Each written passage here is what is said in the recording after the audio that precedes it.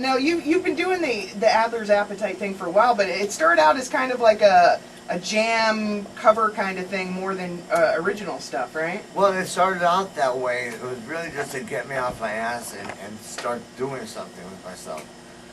And you know, we started out here in Vegas. Actually. Yeah, you did a lot of shows around Our here. first show was at Palace little... Station, but we were called Suki Jones. And you were doing shows at like little clubs like Tailspin and some other places. Hi, Dougie. So what made you decide, okay, well, we're going to try and make this into like a full-blown band project instead of just a fun jam thing where we're going to write stuff and try and take it as an original project? Well, I got more people you could mention too, but with me, I finally got myself serious about living and music, and I met, you know, 4 wonderful guys who are serious about it. So I wanted to mention also, because a gentleman called up over here and was saying something about my speech. I talk this way because I had a stroke. Yeah, some people don't know that. Not everybody does. And so the fact that you've been able to overcome, obviously, you know, it's no secret that you've had drug addictions with the celebrity rehab and sobriety house and all the stuff that you've done. But the fact that you've been able to bounce back from that and from the stroke, and you had a heart attack too, didn't you? I had a mild heart attack. It was a stroke, mild heart attack, and I went into coma for 4 days in 1995.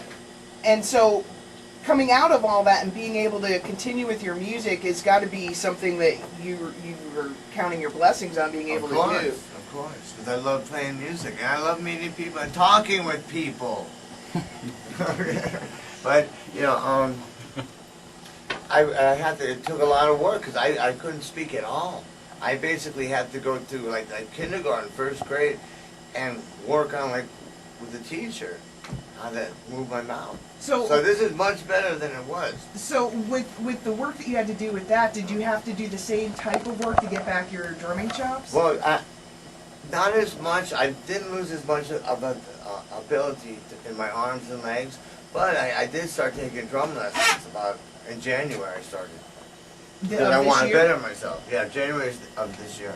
And have you noticed an improvement? Oh, huge improvement. It's kind of it makes it actually more fun knowing what the hell I'm doing. So you were never formally trained? I didn't know what the hell I was doing. You were never formally trained prior to going into Guns N' Roses? No.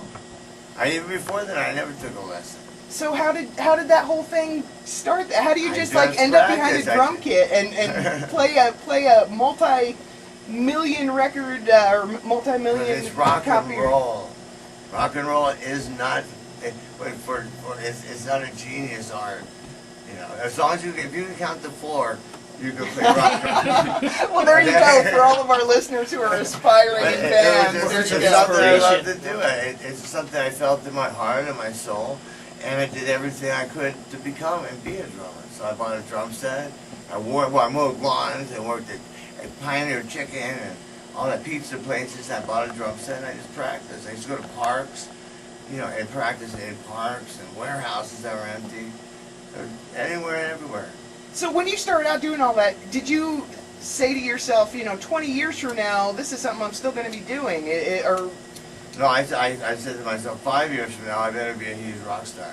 And it worked. All right, and then so now you have to say the same thing. So what percentage of the Adler's Appetite shows that you do is GNR material versus maybe other cover stuff or Adler's Appetite original stuff? I mean, the majority is Appetite, but now we're seeing this opportunity where we can put in our own original material into it, and it's just timing, you know.